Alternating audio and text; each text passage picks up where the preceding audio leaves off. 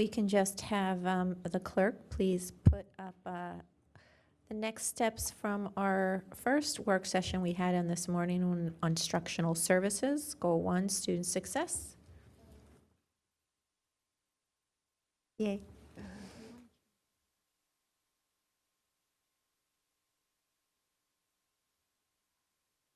FRM in the first one. Yeah.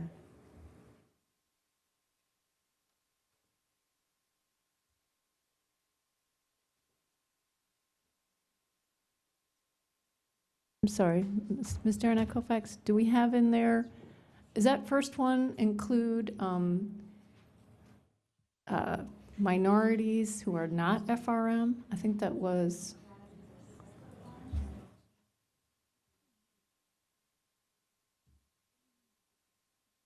Yeah, but also Black students.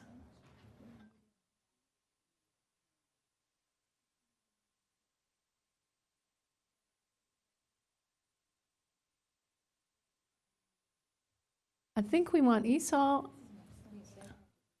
and minority separately, not FRM. Okay, thank you.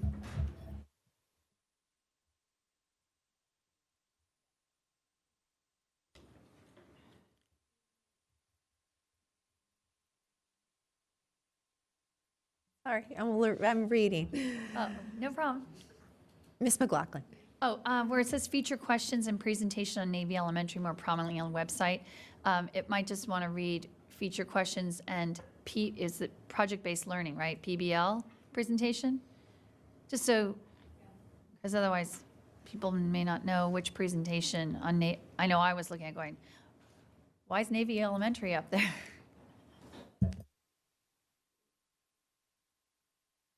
Anyone else? No, we're still reading. Is that the end right there, the last one? Okay. All right.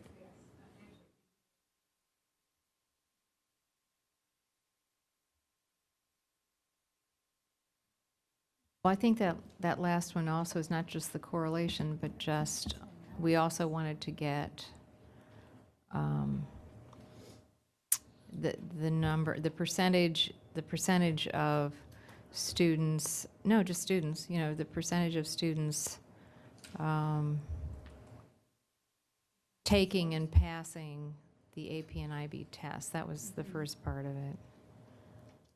And you know, and correlating the data between passing and passing the course and passing and grades and tests. Yeah, correlation of grades and test scores. Yeah.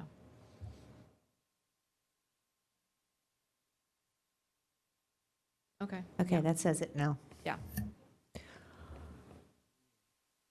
All right, I think we're good. Thank you so Okay. much. And now we go to work session number 3, and I turn it over to the budget chairman, Ms. Strauss. Thank you. And just an announcement for our new board members, while on the agenda, we have listed a closed meeting. There will not be a closed meeting, but we put that on the agenda for every work session for notification purposes in case we need one, but there will not be one. So Dr. Garza, we will begin this with a few words from you.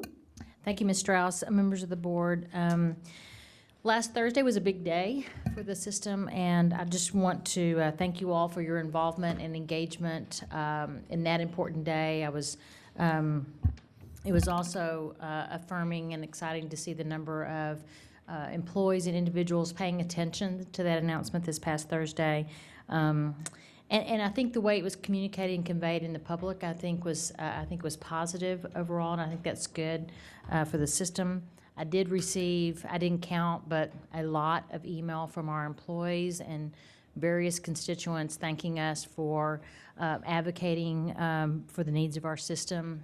I know particularly our employees were very, very appreciative of us representing your priority, one that you stated very, very clearly, that compensation be very, prominently displayed, as well as the emphasis on class size, which are our two major priorities reflected in the budget.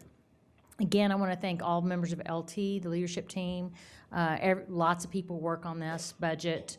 But I also have to particularly thank at this end of the table, Kristen and her team, certainly Susan, Carol, Hurley, lots of people work so hard on this. I know it seems like it's never stops these days, this budget cycle, because we have such a level of engagement beginning even in the summer leading into it. So there's never really a downtime. But if there is a crunch time, it's now moving forward, just because of the volume of questions and information and analysis that will be needed. So I want to thank them not only for their work to date, but certainly in advance for the work that we know is ahead as we move forward. Also want to thank Alex Case and all the West Potomac High School faculty and staff. Over the last several years, we've tried very hard to provide as many opportunities as we can for members of the public to see what great schools we have. This whole thing about closer you get, the better we look. It was a delight to have the opportunity to highlight West Potomac High School and what a great school they are. And it was not an easy challenge, them accommodating us. I think we had their faculty and staff had to park way off on the fields in order for all of us to be accommodated. That was a wonderful day, and I really appreciate West Potomac High School faculty and staff. And then Matt Guilfoyle and his team. I don't know if Matt's in the room or not, but wow, where's Matt? Oh, there he is. He's always hiding somewhere. He likes to not be noticed. But Matt and his team are just could not be more proud of the work that they do. Again, a lot of demands placed upon them, but they always rise to the occasion. We are certainly at a crossroads. I described it this way last Thursday. I think it's very true as we move forward. After 9 consecutive years of cutting, I am so hopeful.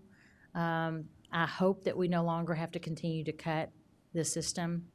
And I fear the challenge that this board will be faced with, assuming that this budget is not funded, because I fear then we will be left with the decision of whether or not we cut compensation for our employees at a time when it's so important, or we have to go back to that list, the list that the work the task force did. That's still a reality should this budget not be adopted. And I've had people say, well, oh, Karen, I guess you've talked about cuts for some time about program services to children, and now you're not presenting a budget with cuts.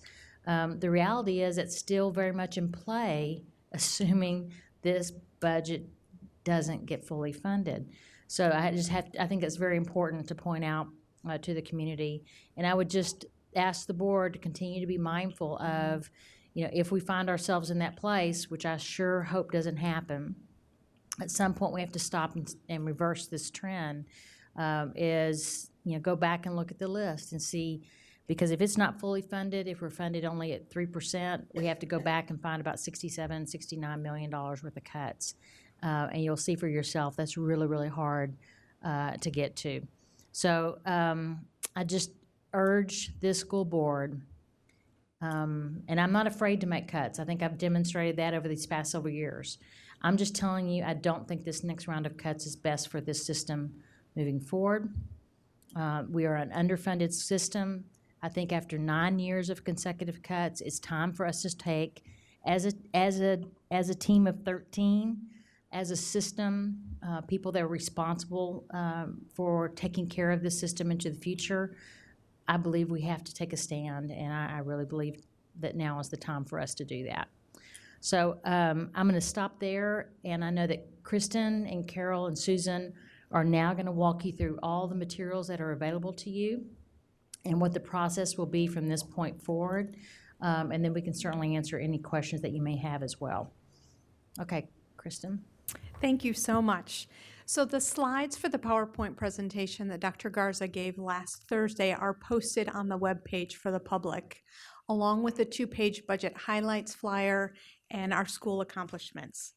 So those are posted on the web for the public. What I wanted to take a minute to go through are the documents that we provided you last Thursday night that were at your seat at the board table.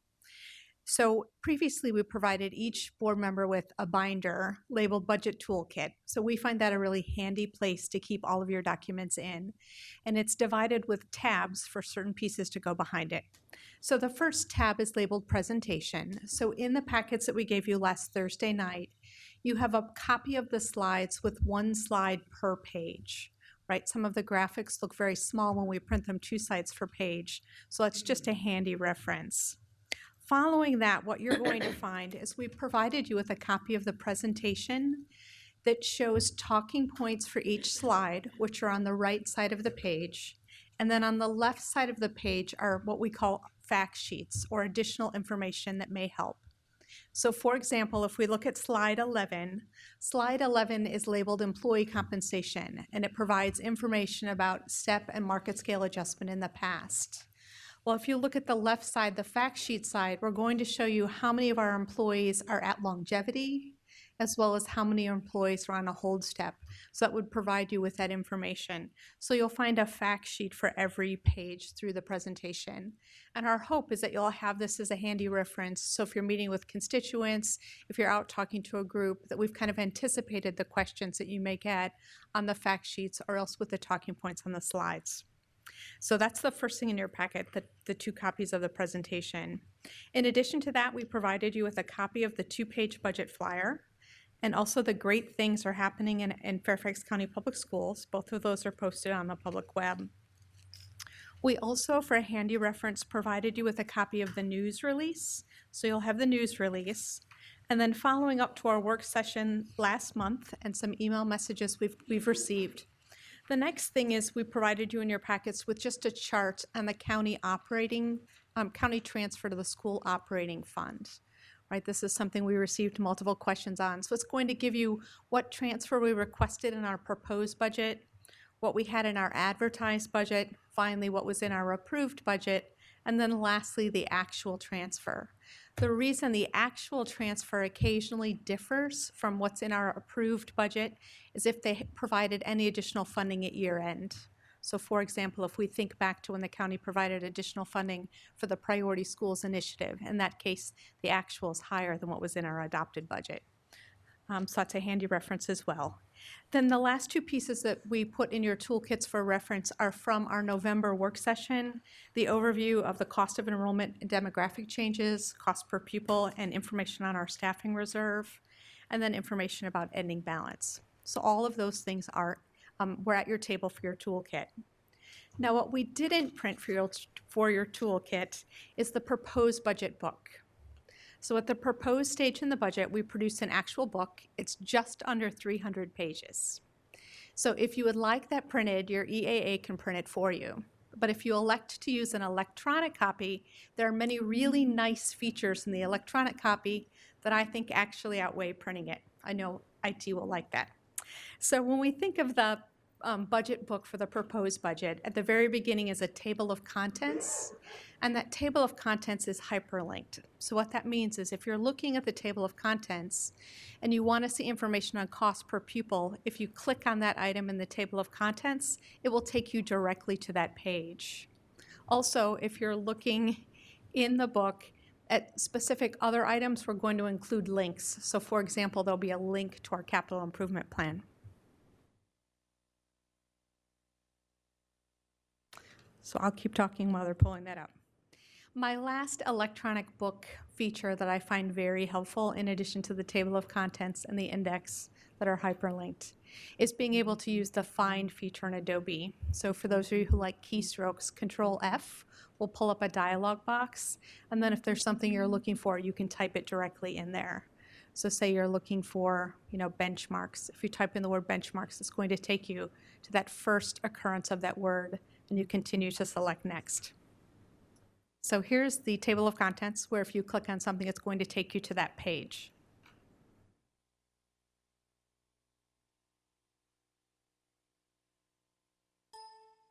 For example. So you'll find when you look at the budget books, our proposed budget book is different than both our approved and our program budget. The main comparisons that are different in the proposed book as compared to the approved is it doesn't have the full detailed breakdown in terms of all of the departments in the information section in the approved. But I do believe that you'll find the information there is very helpful as you look through it at analyzing year's data. So I also wanted just to remind people of the upcoming budget calendar. We do have a school board public hearing scheduled for the 25th of January with the 26th and 27th if needed, and then a school board budget work session on the 28th, and this calendar is posted on that website as well. From there, you're going to adopt the advertised budget on February 4th, and then on February 16th, the county executive is going to release his advertised budget.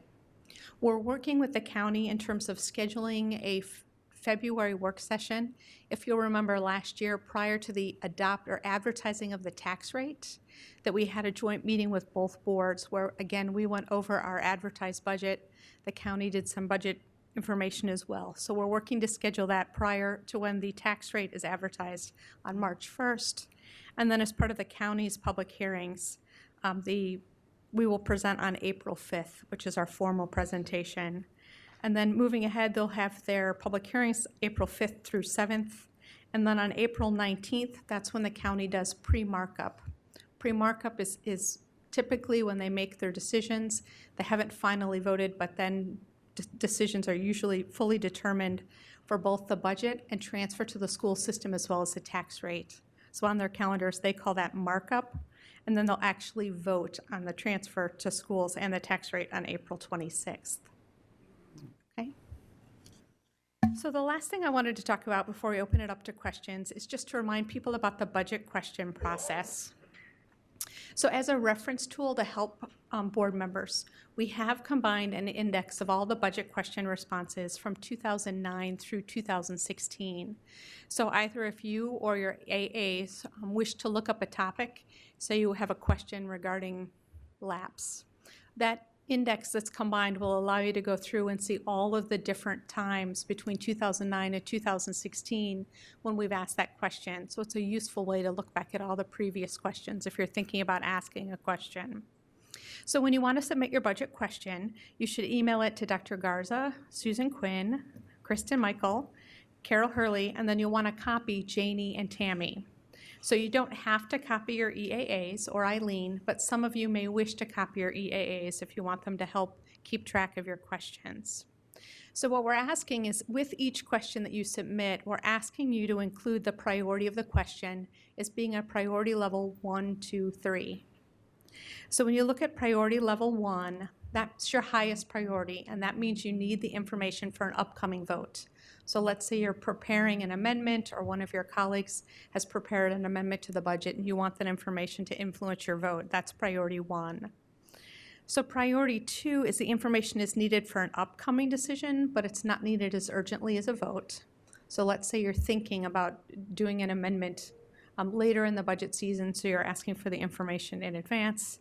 And then priority 3 is a response that you would like to know the answer to, but that you don't need it for an upcoming decision, right? So if it's information that you want in terms of communicating with your constituents or other pieces, but you don't need it for an upcoming discussion or decision, that would be priority 3. Okay, just like last year, any questions for the County Board of Supervisors, you can submit them as well, and we will route them through the county office, and then they will answer back, and then the Board of Supervisors will send us questions as well. They did answer back earlier today regarding the bond premium, and what they replied with is bond premium is applied per the categorical percentage of the total bond sales. FCPS is the largest annual recipient of general obligation bonds and thus takes the greatest portion of bond premium. The resolution for the general obligation bond sale approved by the Board of Supervisors provides a basis for this methodology. In layman's terms, what they're saying is they use the bond premium as part of the overall sales, so it's not in addition. They don't sell $155 million worth of bonds, and bond premium isn't above that. They use it as a portion of the 155. It's a discount. They're basically able to sell the bonds at a lower interest rate due to their sound financial management. So It's helping the county long-term because they're getting a lower interest rate for bonds, but it's not increasing the amount of bonds that they'll sell for FCPS. Okay. Thank you. Okay, questions?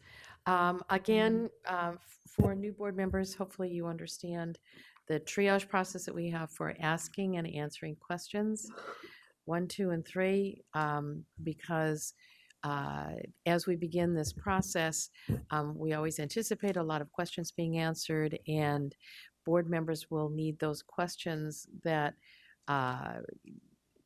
people need answered in a timely way. So because you needed to answer a question or something that you're thinking, an amendment that you're proposing, et cetera. So, Correct. And for the new board members, your EAAs have been scheduling meetings for us to meet with you individually.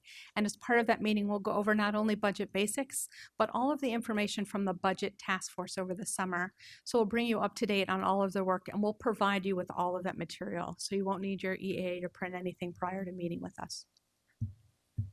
okay, so questions, Mr. Moon is first up.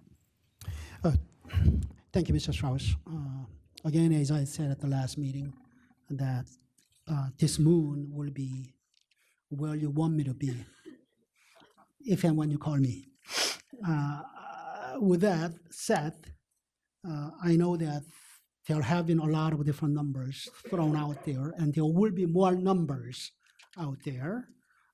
For example, 4.7%, 4.8% versus 6.7%, 4.8% being a percentage increase of our proposed superintendent's proposed budget over FY16 approved, and 6.7 being a percentage of increase of a transfer from County Board of Supervisors.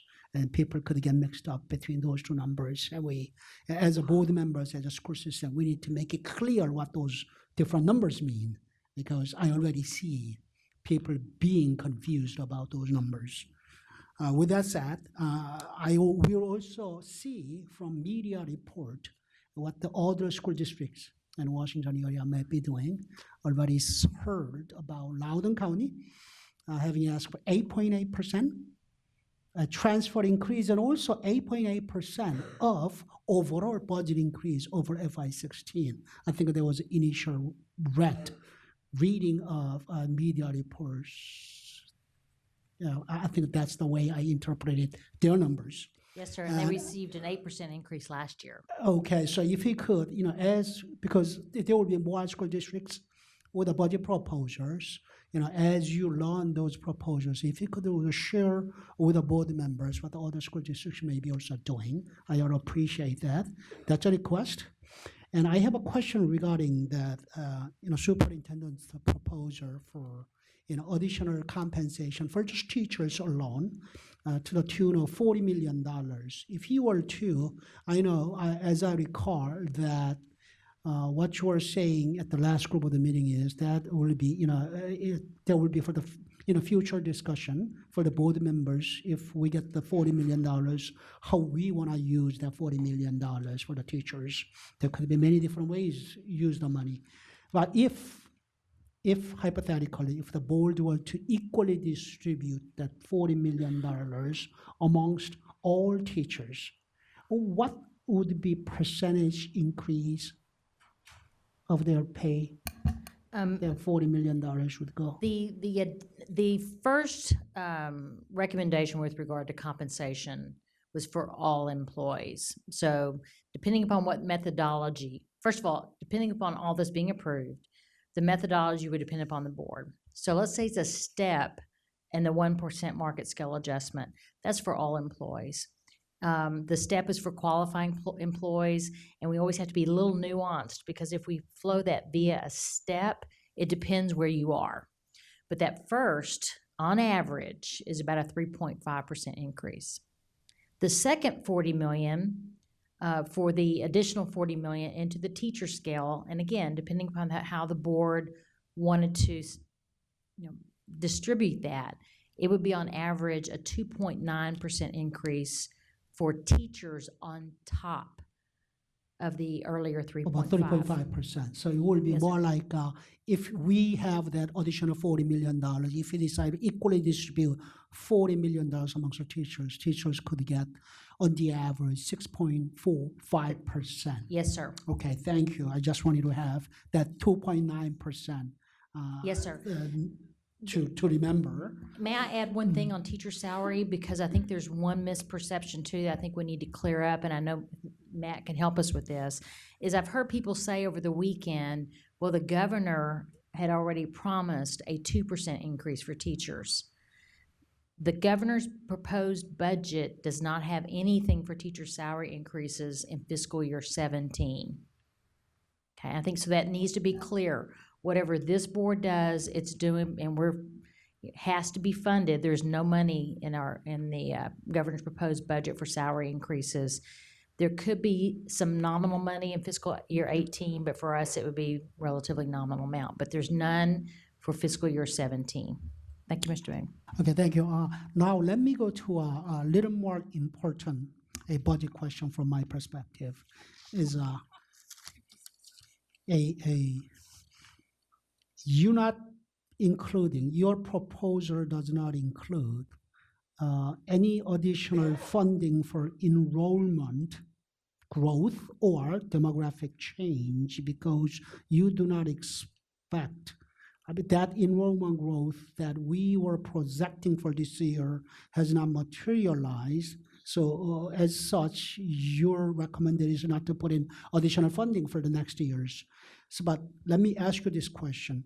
For this year, FY 2016,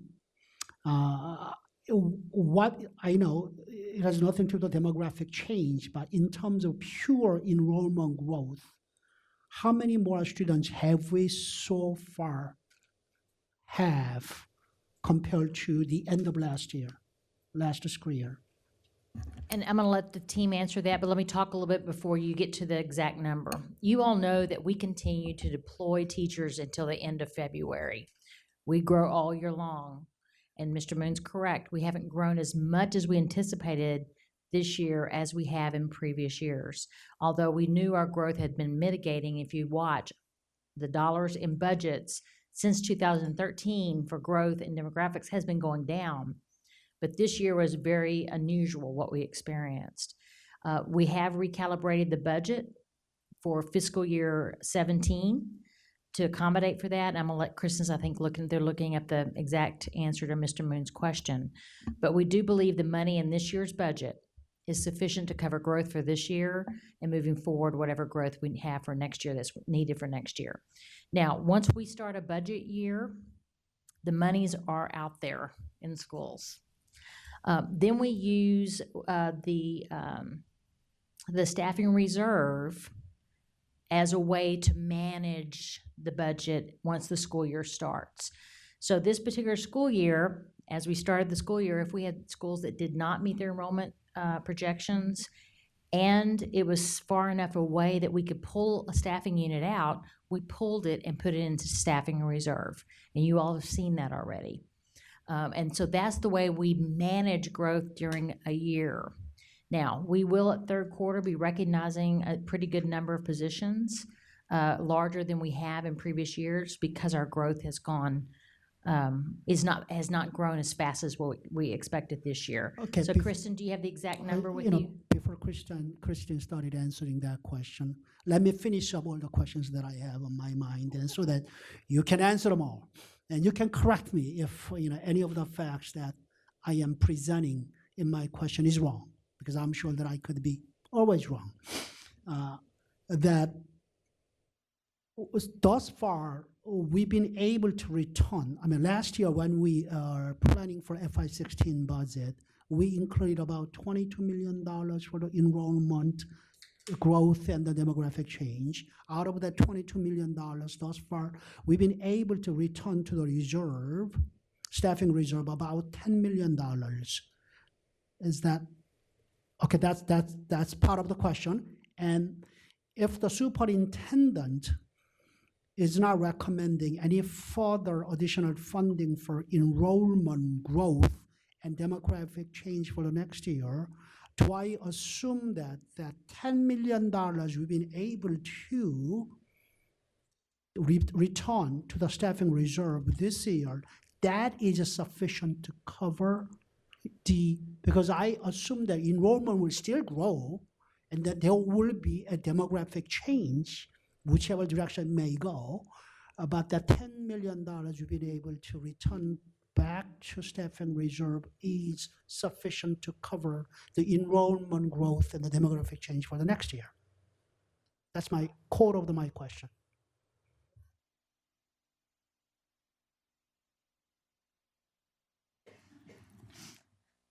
So I hope that as you guys have a chance to look through the fact sheets that we've given with the budget document, that you'll find some more information there that's helpful. When we look at enrollment growth, we reported as part of our mid-year budget adjustment that at that point in time that we were 2,115 students below what our projection was, and that was only the general ed component, right? Because at that time, our special education enrollment numbers weren't finalized. They come in December, non-traditional enrollment comes in January, and FCPS or preschool comes in March. So when we do our third quarter budget review, which is actually coming to the board next month, that actually comes for information on February 18th, at that point in time, we'll give you an update on enrollment for this year as well as the staffing reserve. So when we look at where we were at in terms of December, at that point in time when we did mid-year, we had 76.8 positions remaining in the reserve that had the equivalent value of $8.2 million. Now, since then, we've allocated additional staffing positions out. We had a special education staffing meeting in December, and we'll be having another in January. So when we come for third quarter, we'll be giving you an update on where we're at in terms of the reserve. And you're absolutely right when you look back historically at quarterly reviews, if we've had positions remaining in the reserve, we have returned them, right? So you can look back, the last time we returned a substantial number of positions at a quarterly review was in FY13 when we returned 74.6. But since then, for example, when you look back in FY15, we had utilized all of the positions in the staffing reserve. Right, so when we utilize all the staffing positions in the reserve, historically in the past, it's been due to where enrollment has varied from our projections at a school-by-school basis. But for FY16, in addition to addressing enrollment, we also used a substantial amount of positions to implement the class size guidelines. So we had budgeted for the class size guidelines recurring funding of $3 million to implement those class size guidelines, when we really spent about $6.5 million. So we did use positions from the staffing reserve to implement that as well, and that was part of that packet of information presented at the November work session. So if we move forward and look at what we've projected for enrollment for FY17, in your toolkit for slide 16 on the fact sheet side, we've given you on the top left the snapshot of enrollment from our benchmarks page. So we're going to show you that revised enrollment for FY16, which includes the update to special education. And then from there, you can compare the growth as we move to FY17. So as compared to our revised enrollment, we are anticipating a growth of 713 students for FY17 as compared to FY16. In addition to that total growth in the number of students, we're also projecting an increase for special education and ESOL. And also on that page, we've provided the chart from the budget book that breaks out that cost of enrollment growth by those categories, by general ed, special ed, and ESOL. So essentially what we're saying is, once you subtract out the 2.9, that we needed $19 million for growth in the current fiscal year, plus the growth in fiscal year 17. Okay, so the budget had to go up about a little over half of that for this year, and we're saying we need the remainder of that for next year. Now, we're afraid to compress too much more than that because this year could be somewhat of an anomaly. Keep in mind, all of these are guesses, and we need, in my mind, to be more comfortable, we need a little bit more information to establish a new trend. But we feel like with the staffing reserve, we can manage it for next year. Okay, And we will I'm going to have to cogitate a bit and then come back maybe. If not, later today, but some other time. Sure. But- Just two other things. Also to remind the board, we will completely recalculate the cost of growth, right? Starting completely back over when we get to the approved stage of the budget, because we're going to get updated enrollment projections in the spring. So remember, every spring we recalculate enrollment for the next school year. And then any change as compared to what we've included in the proposed budget, we'll recognize at the approved budget agenda. Okay, but I anticipate, as one board member, a lot of questions about this, and want to be able to explain to the constituents in as much in simple language as possible. So if you could provide us language that we could use, I would appreciate that. I think the good news is, if in fact this is a slowing of growth, it certainly is taking a lot of strain off of our annual budget. Because ordinarily, we would have to put 20, 25, 30 million into the budget as a cost, and we would have to find the money to cover that.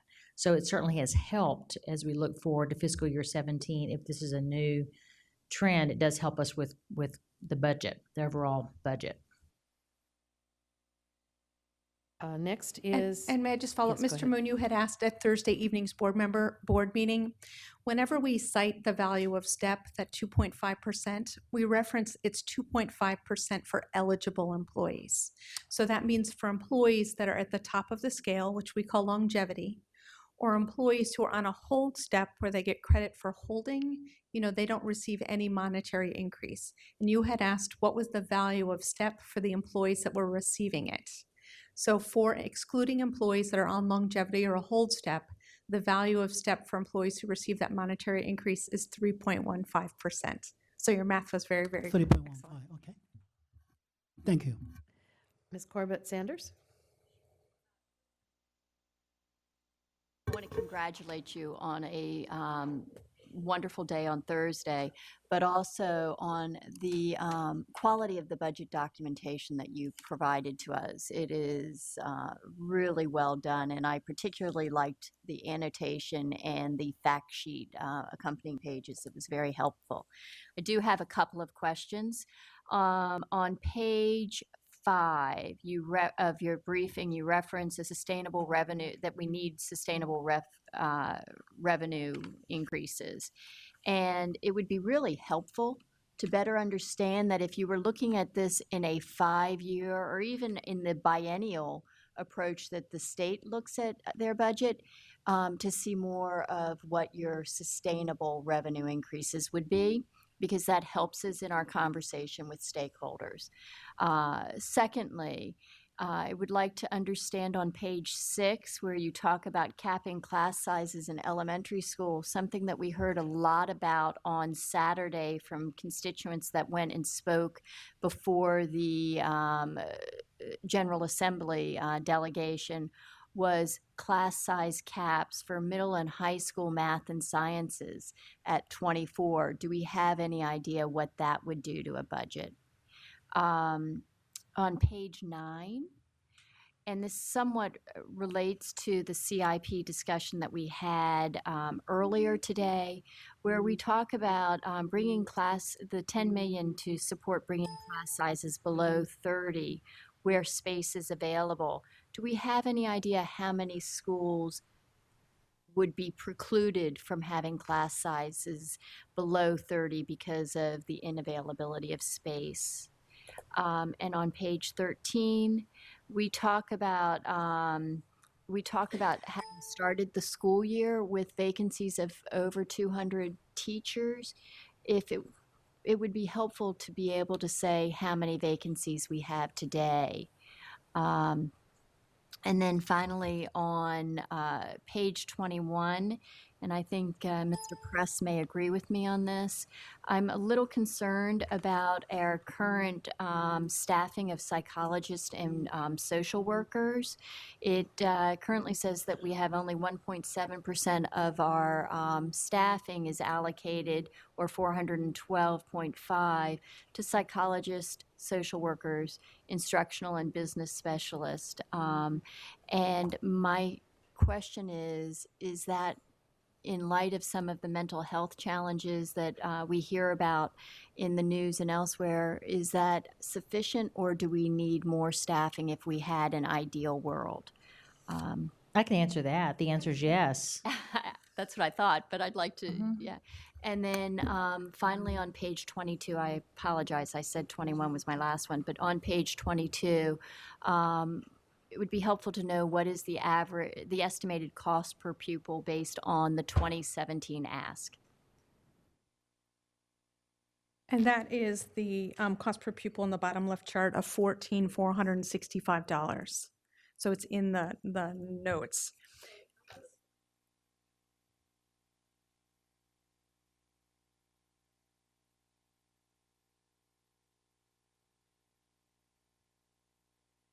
Are there any other things, any other of these questions that you can answer now, or do they need to go in as budget questions? As budget questions. Okay. All right. Thank you. All right, Ms. Hoff? Thank you. I did try to look through and make sure I'm not asking repeat budget questions, but I might be. And I'm going to begin with what I think is true. So if I'm incorrect from the start, just stop me. So the Food and Nutrition Fund is self-supporting. And as far as employees are concerned, we charge the fund for their salaries. Is that correct? So for the Food Nutrition Service Fund, they pay all of their direct expenditures, so all the cost for their employees' salaries, benefits, food, and then they also pay us an indirect rate for their impact on the operating fund. So for their impact in terms of technology, human resources, utilities, cleaning, any of those other items. Okay, so then my question goes to, in the proposed budget for living wage, we are increasing 1.1 million for food service workers to bring 1 and 2 up. And then also in this step, I'm not sure how many of them are eligible, but of that 60 million, will we be charging the fund for that we'll receive that back, or is that accounted for differently? So when we look at the cost for those items like STEP, a market scale adjustment, living wage, in the operating fund presentation, that's only the cost to the operating fund. The cost for the living wage for food service employees will end up being paid by the food service fund. So as method of an increase in the proposed budget, at the end of the day, we'll be receiving that $1 million back? I think there was one exception when we did the living wage. As Kristen mentioned, Food Services Fund captures all the activities associated with that particular fund. For the living wage portion, there is a small piece we had said should be funded out of the operating fund. So it'll be offset against that indirect cost that the Food Services Fund reimburses the operating fund. As a recurring cost? Correct. Okay. And then my second question is from the fact sheet on page 14, where it mentions the 10.8 million to reduce class sizes for 30 at 10.8 million. So Ms. Hines had asked a budget question January 22nd of last year about what it would cost for first to sixth grade capping at 30, and at that point it was 2.6 million. So is this extra 8 million, have we changed class sizes so much that's going to cost 8 million more? Or is it going to be addressing something different? So I'll have to go back and pull the budget question from last year. Okay. So when we calculated the cost for the proposed budget for next year of reducing the class sizes, what we did was we started with the class sizes that were reduced already by the class size guidelines for this current school year. Right, so when we look at those guidelines, they currently do allow us to put an instructional aide in a class that's above 30. Right. So for the calculation of the additional funding for FY17, what we did was we said if we eliminated the instructional aide, but instead provided a teacher in every case where that class size is above 30, what would that net cost be?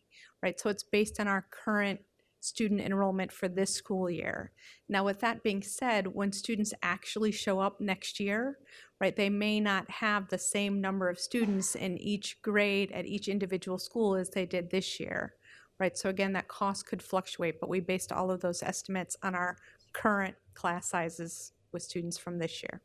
Could we also submit that question formally, because we will be asked that one multiple times, so we need a good succinct answer. Do you mind emailing that to us? Sure. That exact question? Okay. Yeah, okay. More questions? I'm good. Thank Great. you. Thank you. Mr. Press? Thank you. So I want to echo Ms. Corbett Sanders' point about school psychologists. That's a very good one, and I want to make sure that I'm putting that out there now, that whatever budget comes out when we adopt the budget, I hope will maintain or even increase our school psychology and social work allocations. So I'm just kind of putting that out there now. In lieu of something else we put in the budget?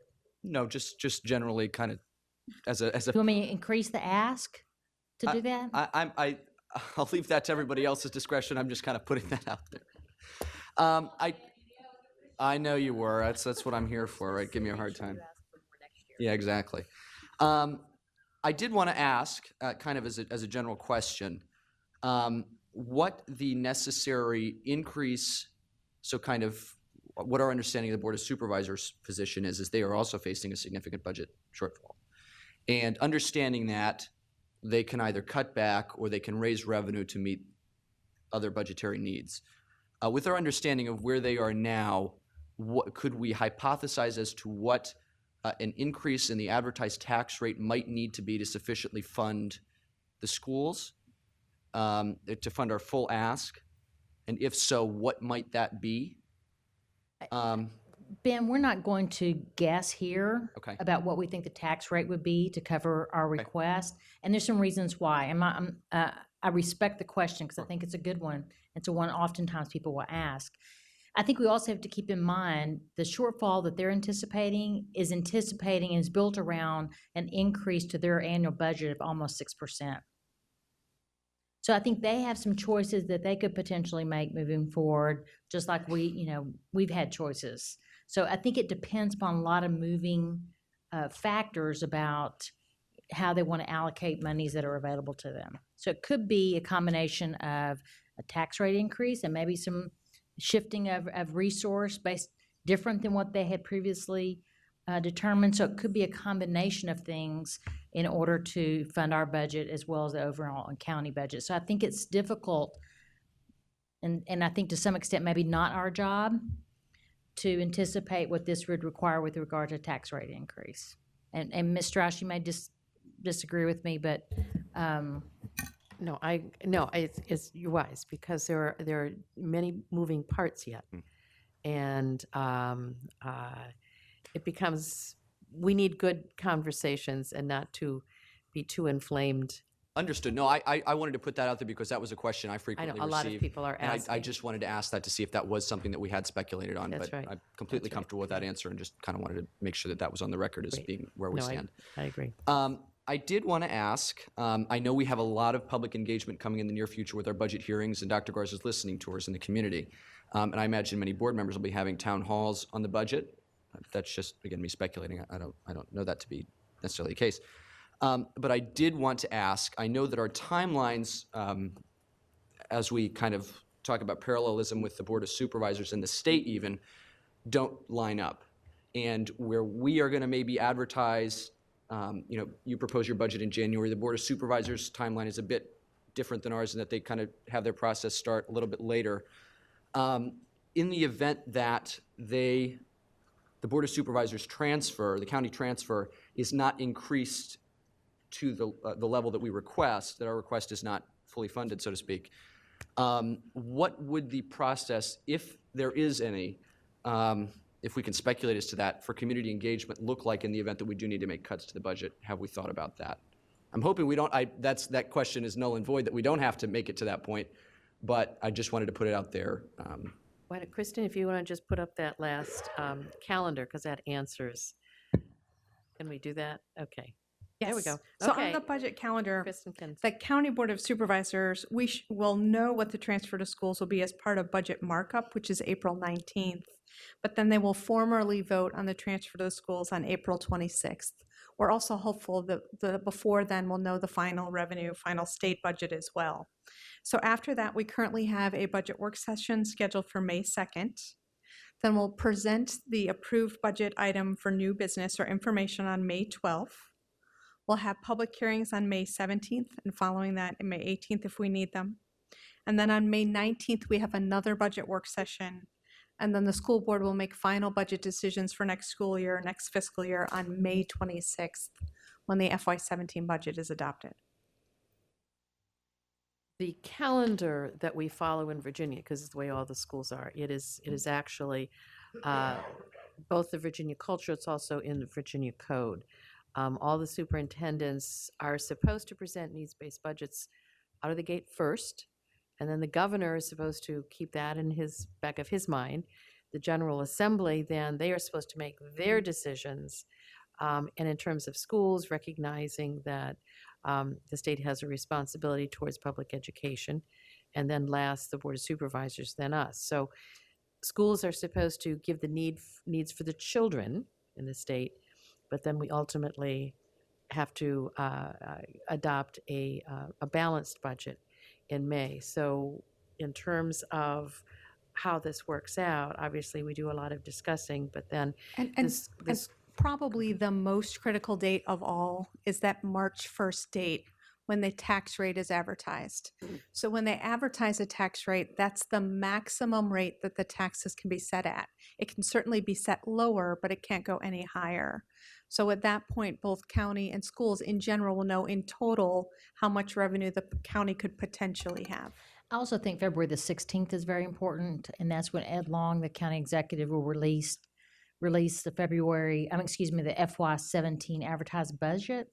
I think that'll signal to us, kind of where we think we might be going. And certainly we will be adding additional work sessions all throughout this time period. So if we have to go back to the drawing board and consider, cuts, there will be plenty of opportunity to have discussions about that.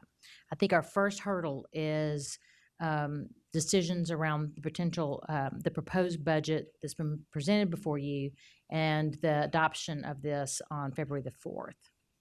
And just because you weren't here last year for the discussions, some of the things that were raised by some members of the Board of Supervisors and certainly by the school board is that when the county executive presents his budget, if he builds a budget with the assumption of giving basically a 3% transfer to the schools, which is actually not connected to our needs at all, it is a number that is picked out. And then the county budget and everything else is built around that. It is very difficult for the Board of Supervisors because there's very little left on the table. And so that's been kind of the discussion, and you will hear more about that. So we'll find out if we're in that game again. I appreciate the clarification. I just wanted to put that out there for kind of the public if they're watching so that they understand what the process might be in the event that we do have to make those difficult cuts, and so that I can be sure of where I'm sending students if and when they feel passionate about this issue to advocate on behalf of the schools and whatever points of view that they And may it's hold. now. Right, It's now. right. Thank you. When we get to the April time, it's very hard. Okay, Ms. Hines? Thank you. Just a couple things. I was at the state delegation as well on Saturday, the General Assembly delegation, and we had a lot of good testimony from people in the community. And somebody raised class size caps. I think Ms. Corbett Sanders, some folks did there, and I think it's important to remember that if the General Assembly puts class size caps on, if they don't fund those, that costs us a lot of money. So that's one of those potentially really devastating unfunded mandates. So, we'd love to have smaller class sizes, but we have to be careful about how we do it without blowing up the budget. Getting back quickly to February 16th, I can't remember. For those in the community who do want to advocate, and thank you, Mr. Press, for your questions, because there are a lot of really good questions out there that people who are trying just now to get involved don't have the answers to yet. And it's complex, it's politically challenging, and we have to make sure that the complexity and the politics don't keep people home. I think we have to really help people know what to do. And how to get informed. So on the 16th, does anybody remember, is there an opportunity for citizen input on the 16th? Or is that just one of those meetings where the county executive presents his budget to a room full of electeds? He'll be presenting his budget as part of their regular Board of Supervisor meeting, so they typically don't do any questions and answers from the community. Okay, so it's an opportunity for the community to show up, but they will not have an opportunity to speak. Okay. Just a few questions about the governor's proposed budget. This was something that came up Saturday morning as well, and maybe just to get a little clarity for the community and for me, a few questions. Is it true that we get about 25 cents on the dollar back from the state from our income taxes? Yes, the last notification that I got from Fairfax County was a calculation from 2013 when 21 cents on every dollar from Fairfax came back to Fairfax. Okay, well, I heard 21 and I heard 17. So if we tell, it's in that range. So if we tell advocates it's about 20 cents on the dollar, that will help them advocate, right? And also FCPS gets about 15% of our operating budget from the state. Is that, and I should have done this historic look myself, is that pretty consistent over time, like over the last decade, or, and I can take that as a separate budget question. And I assume that you are just looking at basic aid, because basic aid plus sales tax Just basic gives aid. us about, basic, and Correct. So we included a historical perspective of that in the budget books on the benchmarks page. So you can see that on there, you're going to see state is actually going to be the combined number between state aid and sales tax. But you can see that it was in FY12 at 19.3%, and it's actually been in the 21 or 22% range for both of sales tax and state aid combined since then. Okay, all right, thank you. And by the way, that benchmark page has been constant now for over 20 years.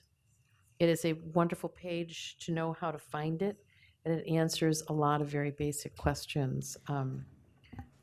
Kristen, Susan, that benchmark page that's been constant for more than 20 years. It has. 25 years. It's been constant for all of the budget documents posted online, so it's very helpful to be able to Yes. go back and use it to compare data over a long period. Exactly. It is important, though, because sometimes when various individuals talk about state aid to our school system, if there had a lot of times increases we may have experienced in the past, a lot of the increase was due to sales tax. And they lumped the two together. So it didn't really have anything to do with necessarily the General Assembly putting more money into schools. It was largely because sales tax may have been going up. Is that correct, Susan? That's correct. And then I can't remember which year we changed the way we calculate sales tax, or the state changed the way we calculate sales tax for localities. It used to be done based on triennial census. Now that number is estimated by University of Virginia, Weldon Cooper Center, and our school age population is slightly greater than what we had when we used the triennial census. And hence, our portion of the sales tax has been slightly greater than what has been in prior years. While you're doing it, could you please explain the difference in the way state sales tax is allocated to schools versus how it's allocated back to The your county counties. government? Sure. The county government receives their sales tax based on point of sale. So if the sales transaction happened in Fairfax County, the funds come back to Fairfax County. For locality or for jurisdiction school systems, they collect the sales tax statewide, and it's distributed based on school age population per that locality. Okay, thank you. It is complex. I just a couple more questions, but we can say for certain that state Virginia Commonwealth spending per pupil is down from 2009. That's correct, yes? Okay. All right, my last question. The governor's proposed budget, it sounds really hopeful, but apparently, according to our analysis, it looks as though it will not help us much, if at all, in 2017. And can we, in a succinct way, explain that to people? Sure, it's in the presentation on slide 27. When we look at the governor's proposed budget, it's an increase of 6.1 million as compared to what we had projected in our proposed budget, which for state aid was level with the current school year.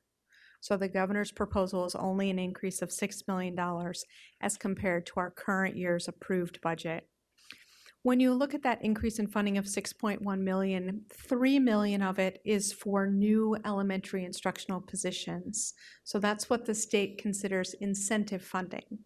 So if we don't add one new instructional position to every elementary school, we don't qualify for that revenue. So it's contingent upon our completing that other action.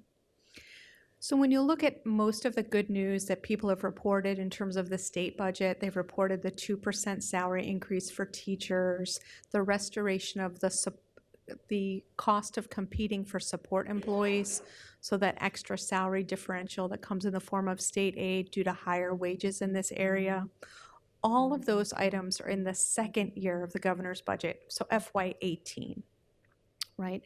But when we look at FY18, in addition to those good things, like the salary increase for teachers and that restoration of the cost of competing for support employees, he's also recommending that the state accelerate the increase in the VRS rate to 100% of the actuarial rate, right? And we're projecting that that increase in expenditures for FCPS will be equivalent to any increase we would receive from the state, right? So our expenditures will go up as much as the increase in revenue. Okay, if I could clarify the first item on that slide, the $3 million for new elementary instructional positions, I think what I hear you saying is because of our local match for those positions, it will cost us money. It will cost us significantly more than the $3 million in state revenue that we would receive for those positions. Because our proposed budget has the increase in positions for the staffing reserve to address elementary class size, our proposed budget meets the requirements to add a new instructional position at every elementary school. In the event that we didn't do that or weren't able to fund it, right, we wouldn't meet the match requirement in order to get this $3 million in state revenue. Okay, so then let me ask, the $3 million we will get, but it's offset by the 2.9 million, I'm sorry, I'm missing that then. No, that's okay. If we adopt the current proposed budget as it stands, with the additional 10.8 million for lowering elementary class size, we would get the 3 million. But if the budget's adopted without that additional money for lowering elementary class size, we would not get the 3 million. In addition, I think for a little clarity, that additional 2.9 on top of that, we're concerned about because we really do believe that their estimate for our enrollment growth for fiscal year 17 is too high. So I just wanted to point that out. That's why we're saying we don't believe we would even get 6 point. We think that's overly optimistic that we would get 6.1 for both reasons. The first is kind of depends upon if our, additional investment for class size is funded in our budget. And the second is our enrollment projections. We just don't think we'll hit that target. Right. The state bases their state aid for the next year on their projection for our enrollment for next year. And their projection is substantially higher than what we sent them as our recommendation for that estimate. And the reason why we use our current number is eventually the state will true up our revenue. So if our enrollment numbers don't come in at where they're projecting, our revenues will come down. So we don't want to count on revenues that we know will most likely not happen. In school systems that don't pay close attention to that, if they go with a number, an overly inflated number, they just go with what the state says, even though maybe their experience didn't show that, they have to settle up, meaning they have to true up and give money back to the state, for example. So that's why you don't want to, build a budget around an overly inflated number. Right, Ms. McLaughlin. First of all, I just want to reiterate the remarks I made last Thursday night when the superintendent presented her budget, which is I absolutely support a budget that does not propose any cuts at this time. We have not seen from the Board of Supervisors nor the county executive any proposed cuts to the county. And so I don't see that we should prematurely cut into an operating budget that already has been devastated by previous years' worth of cuts. I do applaud the superintendent, though, that she has helped raise awareness to the community that if we are not fully funded, there is a lot at stake. So that's my huge public support for an ask of 6.7% that I normally in years past would not have said, why are we going over county guidance? But the first question I have is, do we know at this time, based on the whatever is the most current public statements by the county executive? And I know this question was asked by Ms. Strauss, I believe, at our joint meeting in November. It was an excellent question, which is, if Ed Long's projected budget increases that he talked about to cover their employee raises, their healthcare increased costs, their pension increased costs, what was the percentage increase that they would be, giving themselves in FY17? Because in my mind, that is at least the baseline for helping the community understand that this is not about the school system being greedy. This is the school system saying, just like all your other departments, if you're going to be spending this much more money next year to run the other county services, we are part of your county services. And if you're going to spend 5 or 6% more next year on yourselves, then you need to count on 5 or 6% more to fund your schools. That's just a way to at least have everybody understand we are in the same ballgame. So at some point, if somebody can give me that before this work session's over, that would be great. So I think that number's going to depend on whether or not you take their percentage over their total disbursements, which includes our transfer, or just on their operations. On their own operations, right? yes. So just to kind of give you some quick numbers that county executive shared back in November during their fiscal forecast, just in dollars, I don't have the percentages, they showed that schools' requirements were 80.57. So $80 million, which includes our 3% transfer, the $13 million to infrastructure needs, $5 million to debt service, and then they had that reserve requirement, right, as part of their AAA bond rating. So they said that Which we don't have access to a lot of that money, Right. keep in mind. So the 3% is only 54.75, right? 54.75 million. So all of that in total is $80 million. The county's needs said they needed $102 million. So if you truly look at that, we are 53% of county's budget. Our requirements, even with all those other items added, is smaller than what county would need on their side. So thank you. That's the number that I wanted to at least make sure is our baseline of helping the supervisors understand putting our request in versus what their county executive's looking at on their side of the envelope. So when I was looking over these documents, if you take the 62 million for salary increases, the 16.5 for healthcare and the 13.5 for pension, that's 92 million right there. Then you take the 10 or 11 million for class size reductions, now you're at $103 million. So in my mind, if the Board of Supervisors determines that they agree with the county executive about the county's fiscal needs and they want to spend $102 million on that, then they need to be ponying up and giving us at least minimum $102 million. And certainly when we look at the 47-53 split, then that number needs to be even higher. My greatest concern about what we bring to the table with them is that I've had several conversations with different supervisors, some who are some of our biggest supporters, and it's scary to me how much they don't seem to understand the breakouts in our numbers. And one of the things I asked for in November, and I know everybody's real busy, but I never saw a response to an email that I sent the day of that meeting was, what do we know about the county spending on itself since the recession versus the, annually each year? What percentage increase were they giving themselves versus what they gave us for the transfer? And so I have a supervisor who's one of our biggest advocates saying, we're just making up for all the times we protected your budget and we shortchanged ourselves. And that is so old. But if we don't have a chart, a bar graph that says over time, look, we're actually at break even, they're not going to, if she's one of our biggest advocates, she's not going to come to the table to want to give us the money. We're already going to have a tough time. So that's the one thing I still would like.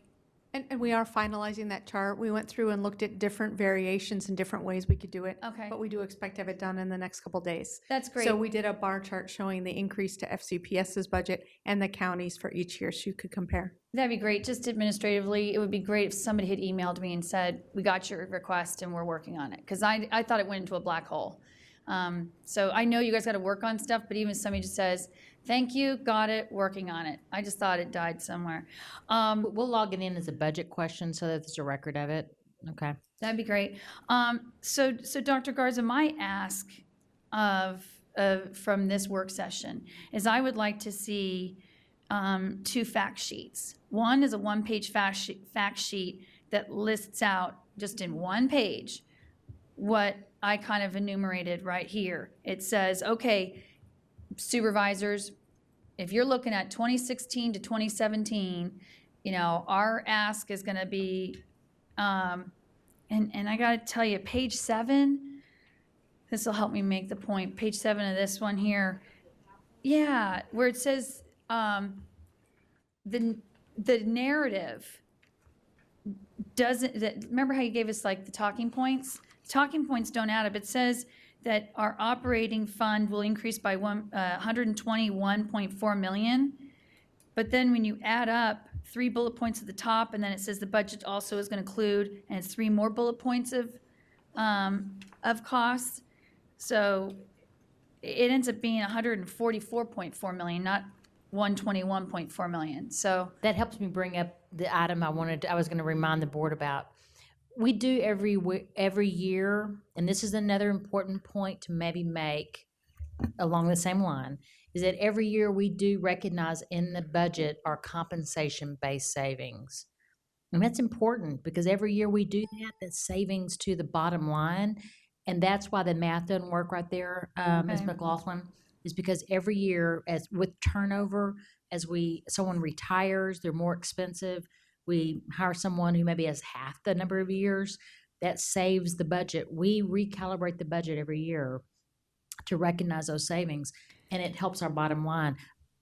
I've not seen where the county does that. I'm just curious about that. I think Ms. Strauss, you asked that question. Yes, I put that as a budget question. At the fiscal forecast. right, but meeting. I would thank you, Dr. Garza. That's extremely helpful. And what I would say again is, if you want this board to effectively advocate and also have the supervisors understand where our numbers are, because they're going to look at these numbers, which I'm asking, and then they're going to go, well, that doesn't add up. So even in asterisks that would have said 121 asterisks at the bottom say there's 23 million or 22 million in. It's not on this chart with these talking points. And if you don't have it all in the same spot, there's no way they're all going to. So I appreciate the yeah. feedback. We put the chart on the left side on the fact sheet. I'm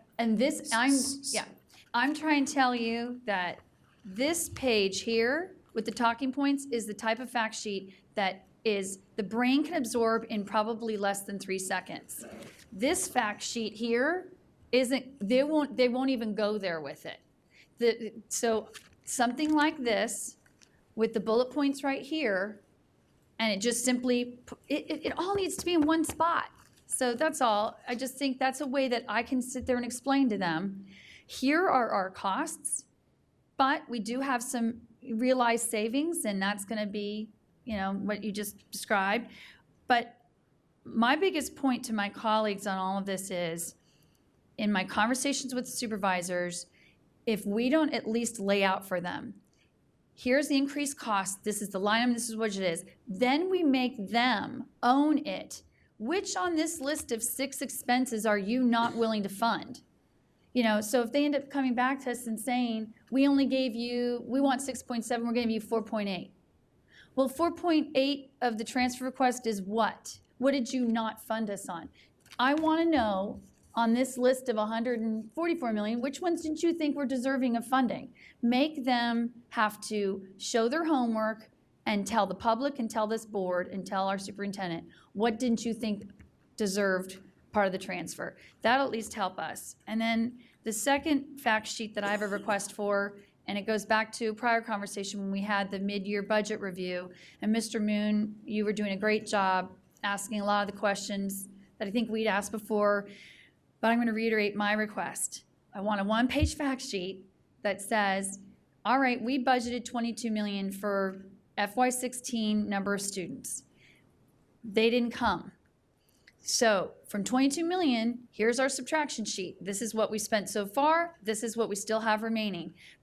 But I want a fact sheet because I'm being asked that, and I think it's going to be an Achilles heel for us with this if we can't have the second fact sheet that says, oh, well, we'll find out about that in February or March when we do third quarter review. And they're going to say, well, that doesn't help us when we're trying to decide where's your money, what did you spend, what did you not spend, and what we're going to fund you for. So I would like to have that.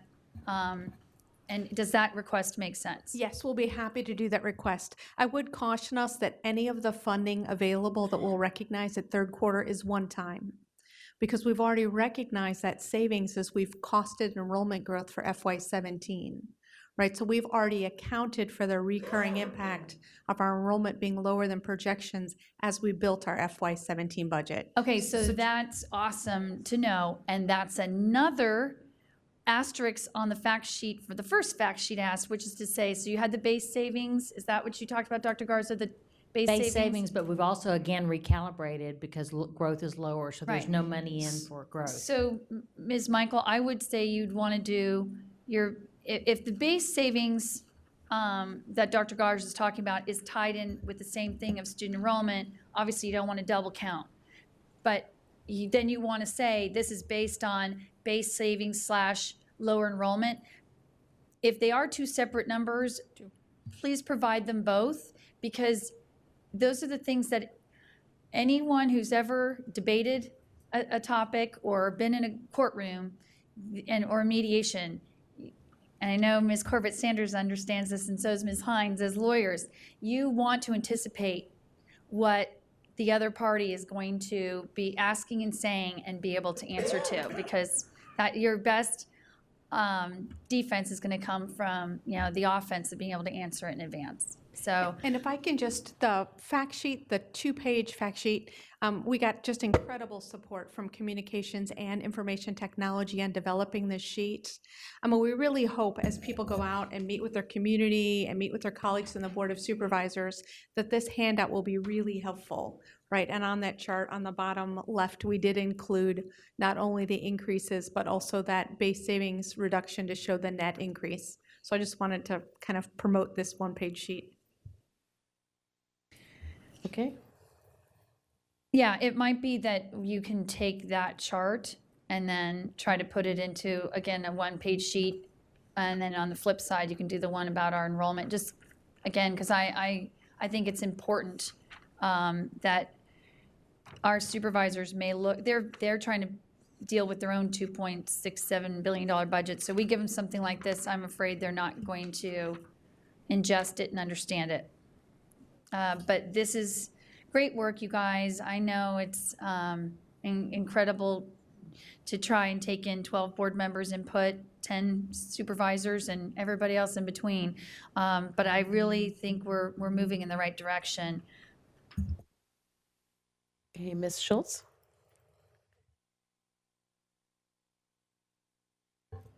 Gee, it's always fun to come in from the other side of the field. And it has to be done, because if we're all in one place, then nobody's going to see the forest for the trees. because we're all going to be standing in the same place. My question is, historically, can we bring up the calendar of the important dates calendar, wherever that is? So the February 16th date, and I'm very glad Dr. Garza brought that up, because to me, that's almost the more important date, honestly. March 1st doesn't matter based on what happens on February 16th. Am I right? Okay. So that's the bellwether. Historically, Ms. Quinn, Ms. Michael, has there ever been a change upwards from what was signaled at the initial date, at the initial time that the county executive presented the budget? Ever? So they've ticked upwards from what they originally presented in terms of the amount that they're going to transfer to the school system? For the transfer, correct. I mean, what county executive includes in his budget probably a few years ago was a 2% guidance, and then the county board of supervisors upped that to 3%. But that's the only time that I can recall. I think it does change. I mean, I can't tell you out of how many years out of the last 10 it changed, but it does change. And then the advertisement of the tax rate also changes, because the county executive, what he releases on February 16th is he may release a recommendation. No. I understand about the recommendation, and I understand the tax rate changes. I'm talking about from the time that they initial to us that there's going to be, a likely transfer from the executive's proposed budget, that we often see much of a difference between there and the time that the supervisors vote. I wouldn't say often, but we have seen an increase. Okay. All right, so I want us to keep that in mind, because I do think Dr. Garza is right that that's a far more significant date. Well, I said that's a signal. That's It a does give signal. us a signal, is what I said. It's a signal to pay attention to. Okay, so as long as we're on the theme of history, the state numbers and the truing up narrative that you gave, Ms. Quinn, on why we don't want to necessarily go with the numbers that the state is projecting that we're going to have, because then we would have to true up. Is there have we documented a history of the difference between what the state has projected our numbers would be over time and what they actually were? Are we keeping a record of that? And can we see that? Sure, we could provide you that information. And Okay. for this school year alone, we did draw down state aid at mid-year, because we knew for our general education membership in September, it did not come in at where we projected. So we have lowered state aid for this year already during our mid-year budget review. I'm just trying to figure out what the history is between what the state, because I want to also be able to have a legitimate conversation with the Virginia General Assembly. Hey, listen, you signal that you're going to give us this much money based on this projection, and the numbers haven't really worked that way, and that's why we don't budget this, so that we're professing the truing up on our own up front rather than digging ourselves into a hole. So I think that's very important to have as a part of We our. could get you that information. The third part is the recognition of lapse.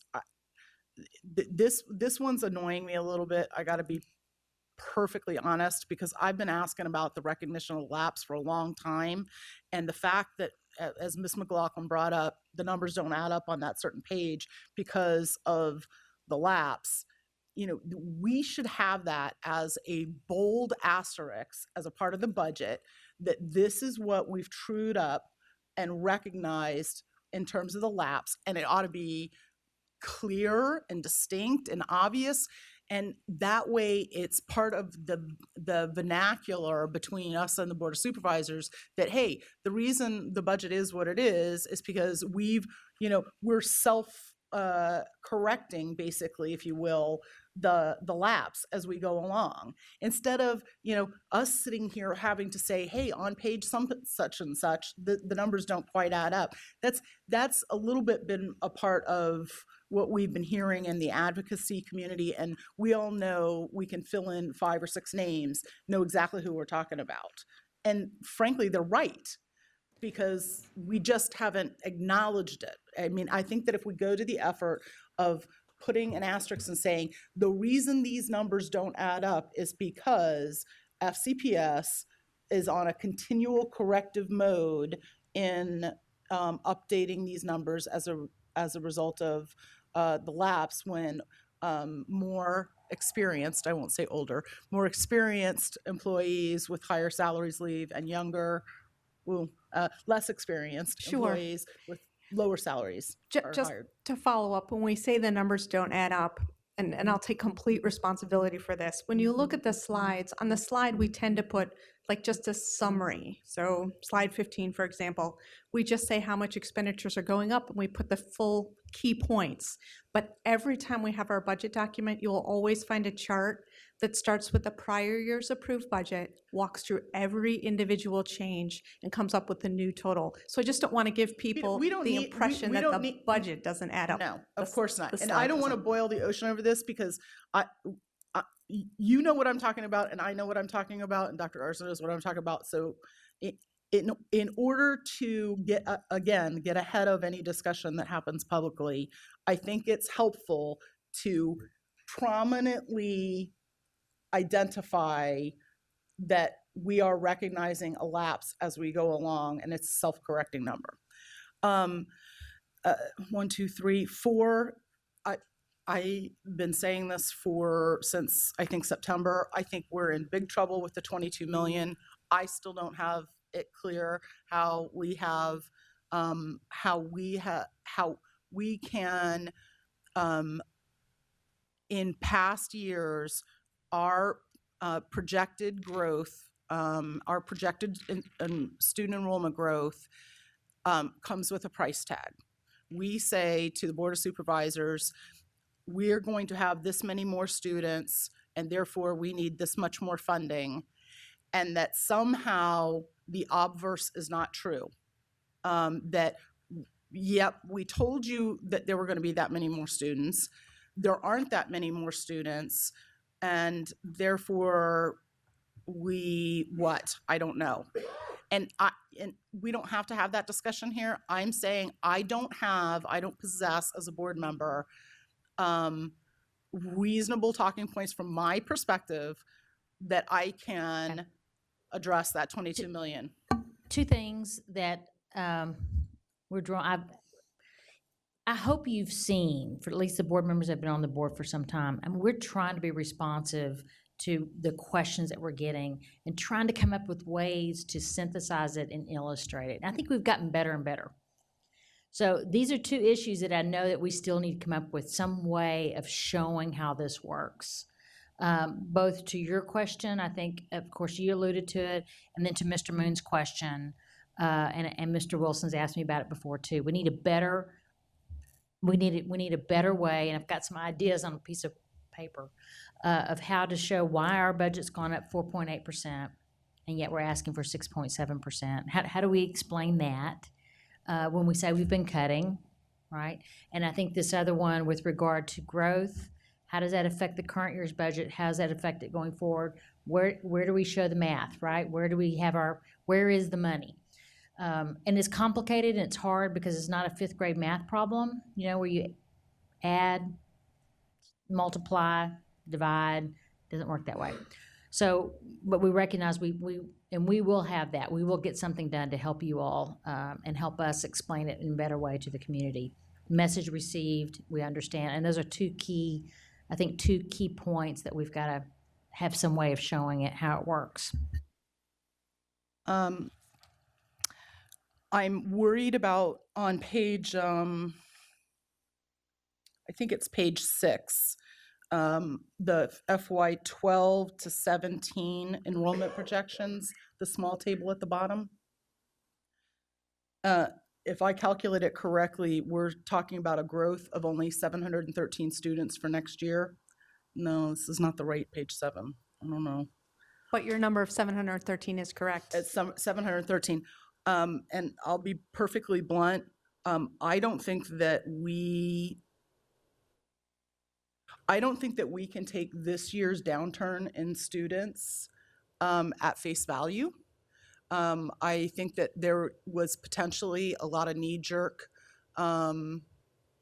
rightly so in their minds, withdrawal or non-enrollment of students because of some of the decisions the previous board made.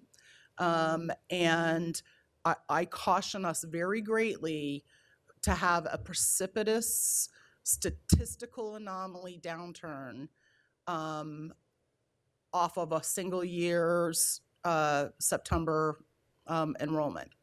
And so I worry that things may normalize or stabilize next year, and that we may be back into what was heretofore a statistically upward tracking set of numbers. And so I think it's much better to look at this from a statistical standpoint than to take the anomaly and plot forward growth on an anomaly. I think we should have two plot lines. One that is based off the previous history prior to the anomaly, and one with the anomaly, and be tracking both, because we could get caught. We could get very, very badly caught. I agree with you. I'm concerned about that, but that means we'd have to add another $20 million That's to the correct. budget. $20 million to the budget. That's correct. So that would probably mean we need to be asking for almost 8% increase. Well, I think we need to have a working document in the background where we have an understanding that is beyond an anomaly of the downturn. Last two short points, and this is, again, a point of personal, perspective. Last year, there was standing by board members at the Board of Supervisors. I strongly discourage that. I strongly, strongly discourage that. I would never in a million years expect the Board of Supervisors to show up at our meeting and stand like an advocacy group. I'd ask us to potentially refrain and have a greater sense of decorum about it than appearing adversarial. And my last point is that in addition to the 22 million, I think the fact that there have been no cuts, while some may hold that as laudable, I think it is potentially going to be our undoing. And I think that there's got to be a notion that there is a second path to success here. I know nobody wants to cut anything and everybody wants everything to be sacrosanct, but I too am getting the sense that it's after all of the endeavors, after all the public endeavors and the budget task force and everything else, that it is inexplicable that we kind of took a left turn on this and said, well, we were going down the path of cutting and now we're not going to cut anything and we're just going to tell you what it is. And I know it's a tactic and I know and it's, No, I actually don't agree that it was a tactic. Well, a choice. It was It was my choice. Okay. You're right, it was my choice. Okay. But I think it's important since I want to make sure everyone's really clear about my motives in doing that. This next round of cuts should, we not get funded at 6.7%. That's our list and that's our reality. And some of our work will have already been done. Do I agree with that? And do I think we need to be leading with that? I couldn't lead with it.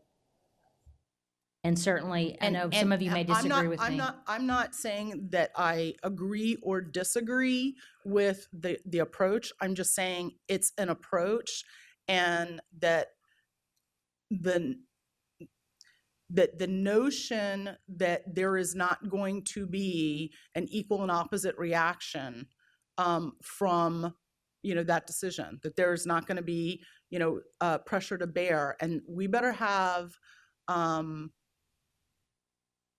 I think you got to have a reality check that if it's not going to be the 6.7, everybody has got to have their frame of mind that there are still cuts coming, because I don't foresee the money tree being planted over at Fairfax County Government Center, and maybe it will be.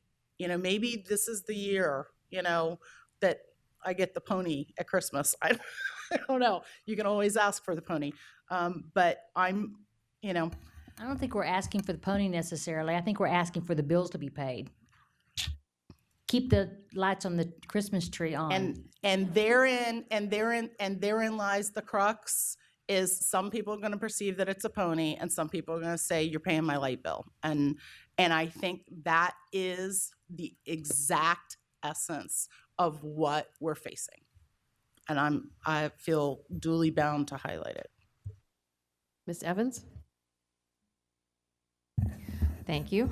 Thank you for another excellent presentation. And I want to say how much I appreciate the approach that Dr. Garza has taken and all the supporting background that you've put together. One of the items that I was particularly pleased to see, small item in terms of money, but I think it's huge in terms of the individual employees affected, is bringing up the living wage, bringing everybody to living wage. I think that's going to make a big difference in the lives of some of our custodians, bus attendants, and food service workers. I don't think this repeats what Mrs. Huff asked, but with the food service workers, does that come out of the FNS? Does that come out of that FNS budget that seems to always have a little bit of extra in there? So Susan was absolutely correct. On the fact sheet for slide 11, it includes how many employees in each category are impacted. And for the food service employees, that cost in this budget proposal is being paid out of the operating fund. It is. Right, yes. So when you look at the Food Nutrition Services Fund, just for a point of reference, many years ago, they did have a large reserve, but most recently, that reserve has been dwindling. It's really at the lowest level that it's been at in a very long time. Okay, so we have to take it out of operating, all right. And as you know, I've been advocating for some time. I think, this is great that we're doing this. I would love to get our parent liaisons up into being contracted employees as opposed to hourly employees. Our parent liaisons are absolutely critical to a number of our schools. I know it's not in this budget, but I hope we can find a way to fund it. I did go back to the budget question I asked most recently about this issue, and under one scenario, it would cost 1.7 million. Under a different one, it would cost less than 1 million. And I'm just a heads up, I'm going to ask you a question that might even bring that 0.9 million down a little bit more. I really would. Yes, to see what it would cost if it were just in the Title I schools. So if we can squeeze that in there, I would love to do that. It does give me a bit of concern that if I'm understanding this correctly, that our guidelines for the class sizes, that we budgeted around 3 million and it ended up costing 6. Actually, 6.5, 6.5 million. So more than double. How did that happen that we were so far off? First of all, we had 3.1 million in the budget, and then you all allocated 800,000 out of one-time money. Right. So we almost had 4 million. Okay? Right. But 800,000 of that was non-recurring. Okay. And it's just an estimate. I mean, we started off developing a standard, knowing full well that you can't completely know. It's not a definitive. When we look at projections for students, when we look at what class size is going to cost us, we're projecting it for next year, and it's just based upon, to the extent possible, an educated guess. We've never had a standard for class size. Mm-hmm. So granted, it was way off the mark. It cost us more than what we thought. And that's just the reality, you know. Did I leave anything out of that? The first time we do anything, we're kind of guessing. I can see. And I will tell you, even getting every one of our elementary classes below 30, I still think that's high. Yeah. But I'm uncomfortable going too far. It needs to be more of a gradual thing so that we know, can we fund it each year, and let's kind of watch the cost. I think we can continue to lower it over time. And I think we have to remember, when we project enrollment, we do project at each grade level. Right. When we calculate staffing, we aggregate those total number of students for that school. and then allocate the number of teachers. Right. So depending on how many students you receive per grade level and whether or not it's general education classes or AAP classes, staffing needed is going to vary greatly from year to year. Mhm. And then on top of that, that's how we use the staffing reserve to provide positions at the beginning of the school year if needed. And then on top of that, we added the new elementary class size regulation that we have not had. So again, not knowing what each class is going to look like is our challenge. And it's going to change every year. And that's why we have the staffing reserve to be able to address that. And Also, go if you ahead. don't mind, this because we're on staffing, and we have Dr. Ramey here, over here, and he was listening to to all this dialogue, and he did send me an answer to one of your questions that was asked earlier. Is that we currently have 80.9 vacancies across the system. 29 of those are in special education, and we're doing some other things to get new contracts out as early as possible and try to mitigate some of this. But that's pretty big number. And I do support the cap on class sizes. I think, we had gotten way out of line on that. At the same time, I feel very strongly about preserving and protecting the needs-based staffing. That's and that's critical to so many of our schools and to so many of our students. So that's always going to be a priority of mine, to protect that needs-based staffing and not see any cuts to that. So that's just my advocacy there. And one last administrative question, I guess more or less administrative. Going out to talk with the public for this week, I was planning just to use the budget presentation and kind of adapt it. In years past, you've provided us with something that was more, 32 pages. I'm not going to go through all 32 pages with my PTAs, but are you going to have anything for us that would be adapted specifically for school board members to go out to the public? So because each person will likely want to do something different, I would recommend that we leave all of the slides in the slide deck, but we can indicate to board members if you want to do a condensed version, here are the slides that we recommend. I And see. we'd be happy to provide Okay, that. that's easy enough. Okay.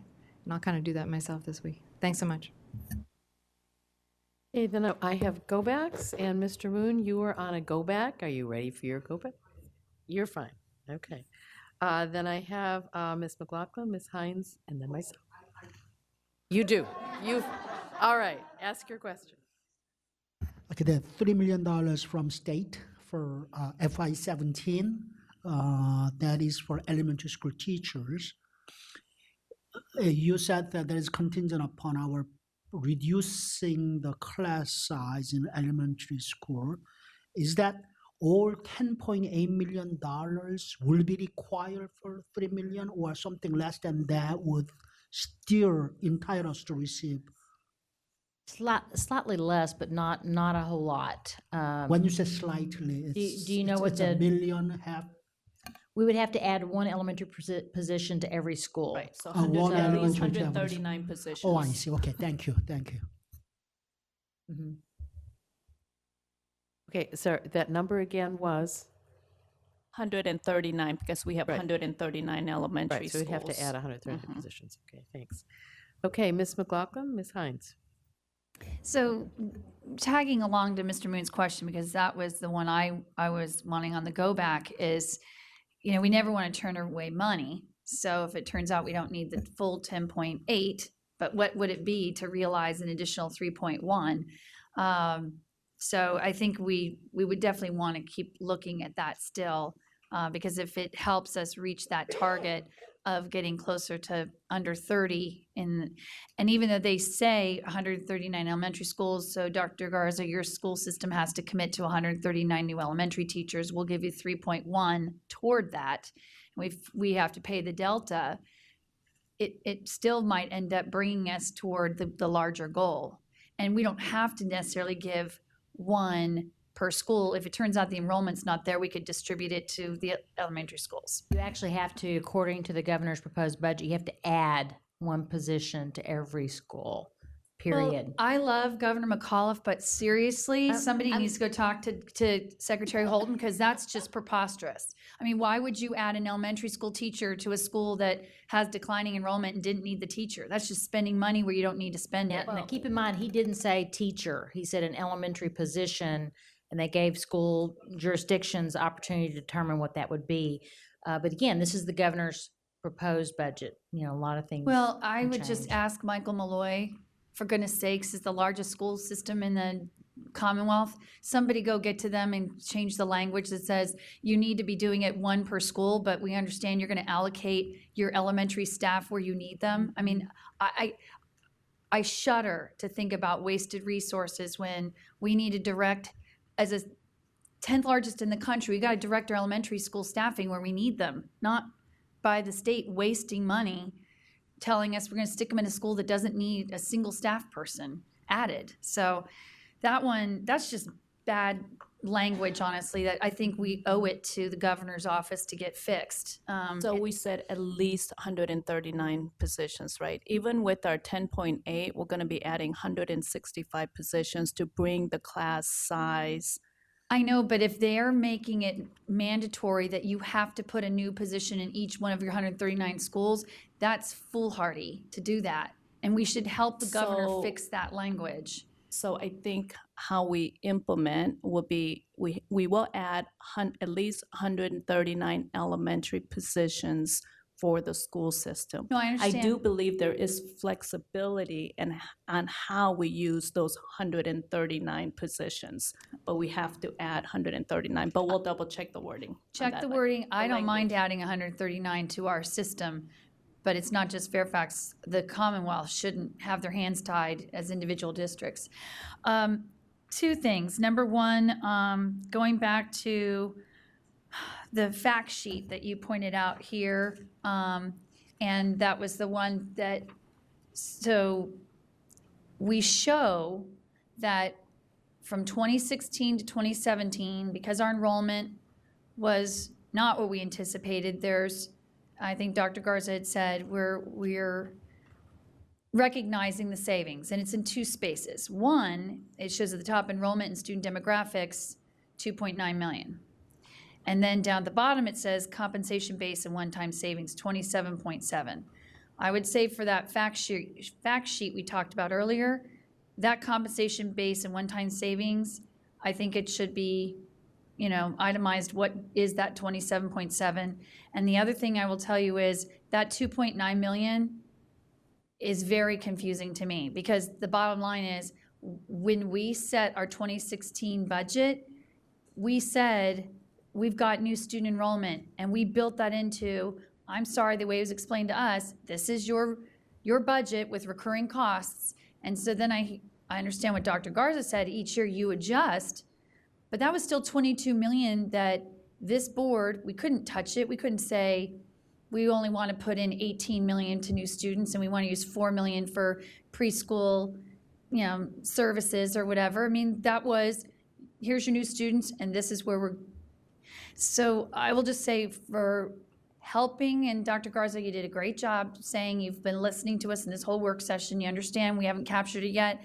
I'm reinforcing this fact sheet definitely doesn't capture it. I could not explain why it's saying 2.9 million at the top and 27.7 in the bottom, and I'll end up looking like I just don't know what good governance looks like. We'll try to make that better and make it more clear, but just so that everyone understands, there are two different base savings. Right. The but- first one, the 2.9 million, relates to enrollment and demographic changes. We're saying from our base, from 2016, there is going to be a savings going into 2017, because all the budgets are endpoint sensitive. So depending on how many students we're projecting, we don't need as much in our base to address enrollment and demographics. So there's a savings of 2.9. The 27 million is completely separate. And- 27 million deals with salary lapse, where you have experienced teachers, staff members turning over. There's going to need to be some talking points or something that explains what did 2.9 come from, Because I got to tell you, it's we could just provide you floating that. numbers. These are floating numbers right now, and they're, yeah. So I don't want to beat the dead horse. Whatever you give us, then we can, look at it. But I'm just worried that this isn't, right now, this fact sheet doesn't get us where we need to go. The other thing I wanted to do is respond to my colleague, Ms. Schultz, about how we're leading. And is this the best course of action? And Ms. Schultz and I very often over the years have had a shared mindset. If the county tells us we're in a budget cutting mode countywide, and the police, public safety, human services, everybody's been told you got to go find 3% in your budget to cut. We had an obligation to do the same thing because we're all county services. This county executive and this board of supervisors gave zero direction to the county to say, you know what, you got to go find some cuts. Zero. They came out and they said, this is what we want to do to spend on ourselves, and we know that we don't have revenue that's going to get us there, but this is what we think we need. So I think actually Dr. Garza has provided this board a proposed budget that very much shows equity and fairness to what the county services are being asked to do right now. So unless the police chief was told to cut 1%, 2%, 3%, then I'm telling my superintendent, no, I don't want to have a budget right now that talks about cuts, because the county's not cutting right now. Now, if the county in the end makes a decision and says, all right, in the end, our revenue is just not going to get there, and a tax rate increase is not going to get us there, guess what, everybody? We thought we were going to give you 5% on the county side. It's only going to be 4%. Well, then maybe our transfer rate's going to reflect that. And what Dr. Garza did was give us the information in advance to say, here's what we know we need, and if the county doesn't agree with us or just can't bring enough revenue to the table, then we're well positioned, that we've communicated with the public on what are the things we'll consider. And we've also communicated with our employees on what we might have to consider. But I wanted to just share with you, especially Ms. Schultz, I do understand in the past where we have needed to do our hard work up front, just like the other county services, but they're not doing any hard work right now finding cost savings. So we've cut and cut and cut, and at this point, we're saying this is what we need, and then we'll all have to do our homework in the end based on the OR revenue. I'd like to, along that same line, go back and look at annual budgets for the county, as was pointed out earlier. My first year here, fiscal year 15, we cut 730-something positions, 33, I think. Asked for a 5.7% increase, got 3%. That same year, the county's budget went up, they added positions back. Am I correct? So folks, when people say we've not done our part, first year, 733 positions, and I promise you they added positions back that year and their budget went up. That was the only cut they represented in their budget that year, or a few reduced positions for SAC, which were services to kids and children in our schools. So some of this is just distractors because there are folks that don't want to fund our budget, but I will tell you, and I promise you, I've taken this all to heart. We have cut every year for 9 straight years. We can show you every year what we've cut. This is not no games here. We've cut every year. I'm telling you, we're at a point of diminishing return. We've got to stand hard and fast that we have to have this full budget funded. There is a budget question that I put in asking for the yearly cuts on the Board of Supervisors side, so I have asked for that to be displayed. Ms. Hines, Ms. Schultz, and then I saw 2 more hands. Okay? Okay, thank you. Ms. Hines. Yeah, just quickly, to Dr. Garza's point, the politics of this also are that it's easier to discredit the people spending the money than to raise the taxes. And I'm not saying that all of our funders do that, but I think that some of them do pretty consistently. But I appreciate the point that, Dr. Garza's proposed budget is a hopeful one, but it's a hopeful one because it's trying to stop the bleeding. And the first question I was asked by a Washington Post reporter after the press conference was, well, wait a minute, you were talking about cuts and everything was terrible, and now you're talking about no cuts. How, where's your credibility in a way? And it's a good question in that I think we do all have to remind our constituents, and this is a conversation we have to be having with them all the time, which is we may very well have to reach into that nasty basket of cuts when it comes down to it if we don't get the funding that we need. And I think that's the reality. I think the essence of what we're facing is that we're at a historic point. We have a historic and unsustainable situation here, $1,000 less in real dollars per child than in 2009. That's what we're spending. And anybody who's still kind of denying that that's real is choosing not to pay attention, in my view. I will go to Ms. Darnett Koufax because I believe you've not spoken yet. Thank you. Ms. Hines just actually spoke to kind of the essence of what I was going to say. I want to just, and I said this publicly on Thursday night, I want to commend the staff for doing this, as well as, and Dr. Garza for putting out what is truly a minimum needs-based budget. There is not a lot of things in here. As you said, we're stopping the bleeding.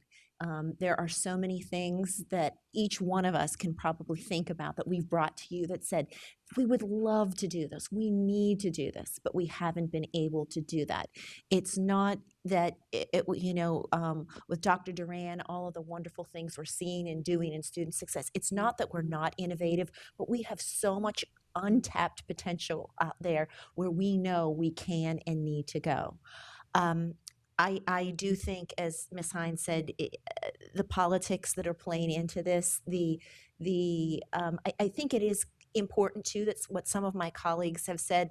I think it's extremely important that we understand the data points. So if we don't understand them, like Ms. McLaughlin, some of the things you were stating, I think it's very crucial that staff get the information to us so we can go out there and we can advocate. I can tell you that the one thing that you said, Megan, about the state budget, and I was there at the when Ann Holton was talking about the giving a briefing after the governor proposed his budget at Twain Middle School, and the one thing that was stated, she said that there is.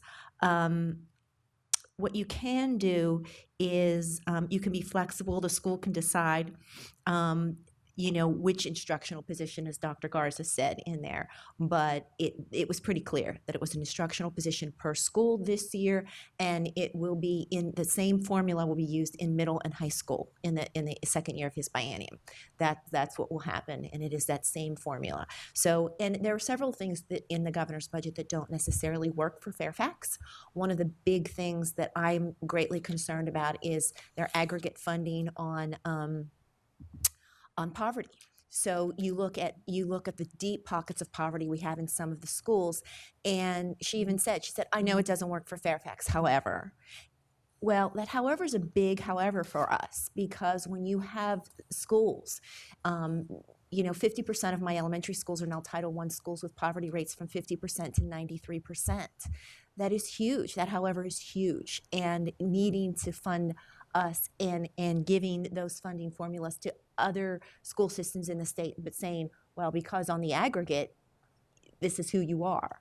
So there are so many pieces to this puzzle, but I think it is, and when you said, Pat, about that, I've heard that same comment about, the sky is falling and now it's not. And it's not necessarily that. I think that's doing your homework ahead of time. You do your homework and you say, this is potentially what we're going to see. And do we want this? Do we want to invest in our schools, or do we want to continue down the road where we were?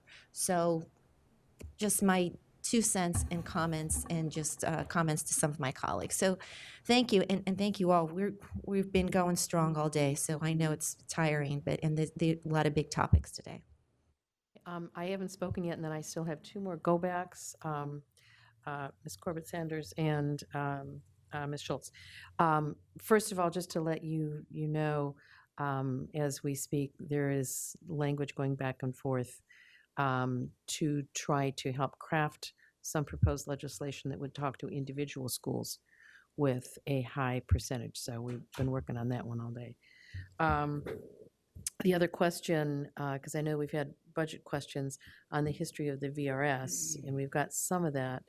And I would like to make sure that we also include the change in the VRS funding piece that the state did this summer. Because again, we are getting questions, very specific questions for legislation and on how to help with the VRS. And that one-time money this summer that did help us, there's continued interest in whether, how can we do that? So these are pieces that are, and I understand the legislators, their deadline is Wednesday for language. So there are more questions to work kind of fast on that. Okay, then we have a go back for Ms. Schultz, and then Carol. Just very briefly, I don't want to, with regard to the supervisors, just like we're trying to perpetually improve our own work product, let's assume good intent, not assume that if they want to do something that there is malintent associated with it. It just may be a difference of opinion. And I think I want very hard this time for us to avoid that, because I think that if we talk across purposes, it's not going to do us any good. And I do not necessarily disagree with Ms. McLaughlin's points, or in the approach that's been taken.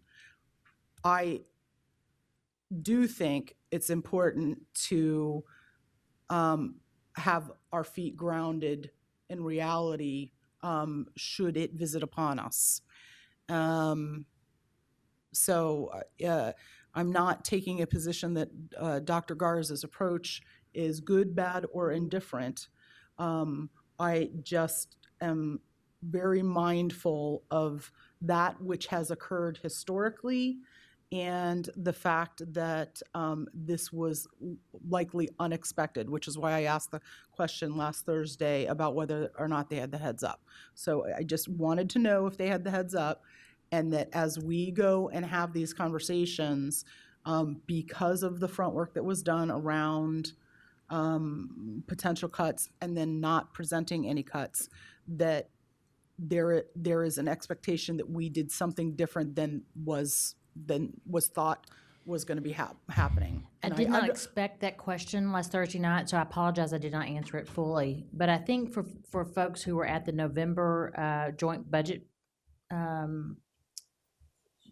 fiscal forecast meeting in November, I didn't follow the PowerPoint that was online. I gave a fairly lengthy talk. And I think I signaled to them about why we did the work with the budget task force, and I think I did signal to them that we had to stop the cutting.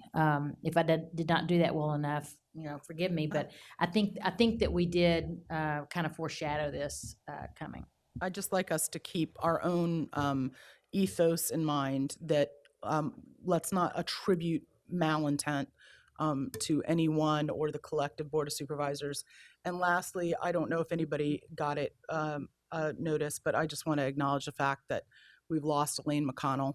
And that's, a little piece of history that has been lost in the Board of Supervisors in Fairfax County. And it's just a sad message I want to pass on.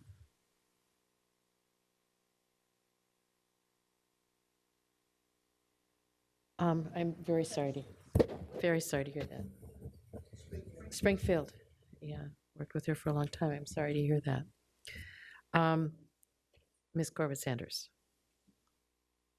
Thank you, and I will be brief. I just wanted to reiterate some of the comments I made the other night about the importance of looking at this as the first step in a process, and that this is really a message of values and how Fairfax County values education. I think that the past 6 months has been a somewhat painful discussion in our community about what are potential cuts to the school system, and I think that we had a resounding feedback not only from the community of parents and children in our schools, but we also had feedback from policymakers at the Board of Supervisors and at the school board level, as well as in the legislature. And so I think what we need to do going forward, and building on what my colleague Mrs. Schultz said, is that really going forward in a spirit of collaboration and spending the time to educate our colleagues. And I think that that was a good first step last week. I think that there was some positive and meaningful conversations over the weekend. And I would encourage, as I know everybody is doing, get out into the community and speak with your community members and help them understand that this is about crafting a budget that reflects the values that our society places on preparing our students for the future. Thank you. A lot of the things that people have raised tonight, I know that you have recorded as budget questions. So I want to, I don't know if we've recorded a next steps on this, but I want to make sure that we've captured budget questions. What? Okay, then let's take a look at this, and so that we've not lost anybody's ideas. Okay, sharing information. I think I would characterize these as budget questions versus next steps, if Yes, that's all right. that's kind of what I'm seeing.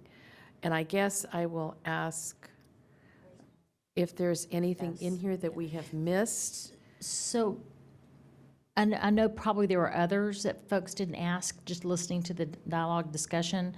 What if we were to send these out and then you all, to let you know that we captured these questions? We may have a few others.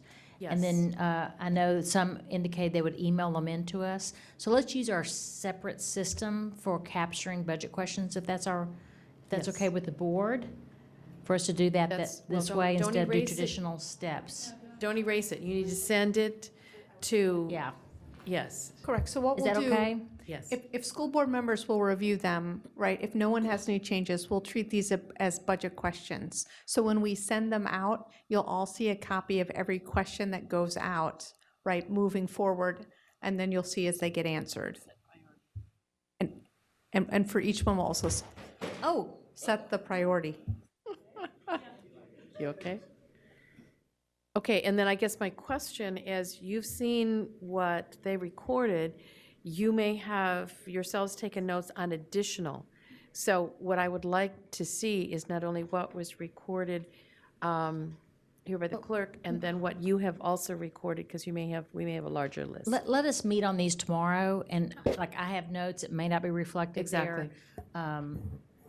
So we'll start capturing these as budget questions, so anything we miss, you'll have an opportunity in the next couple of days to tell us what we missed. And of course, you can always submit budget questions on an ongoing basis. Right, exactly. Okay, Ms. McLaughlin? So process question, I would just still recommend that whatever the updated list looks like, we should have it in the public record for next steps, just because the public is going to watch this work session and they're going to say, so the board had no next steps, no questions, no nothing. So I still think even if they get managed a different way, for the written record, I think it's appropriate. We just spent how many hours on this, and it shows the board's work that these are the follow-up questions that came from it. So I'd Okay. like them in both places, is what Okay. I'm Yeah, saying. all We'll right. put them in both. Yeah, we'll put them in both, and these are all part of the public record. And for new board members, again, as budget questions are asked, you will see what budget questions are asked either by yourself or by the Board of Supervisors. So you will get these twice, once when it goes in as a question, and then you will get it as soon as it is released, and then you will add it to your budget toolkit so that you've got it all. Okay. Seeing, there will be a lot of them, yes. And I can let you know that my first year as a school board member, I asked 86 budget questions, and they finally told me to stop. Janie Strauss, don't say that out loud. I was going to say, you Carl don't have Junker to. said quit. We have overachievers that'll want to beat your number. Okay, seeing no further questions, thank you all very much. Thanks. Okay, for the next work session, which is governance, which will I'm be, sorry, yes. which will I'm be sorry. straightforward. Let's take 2-minute break for the recording back there, and then we'll go into governance.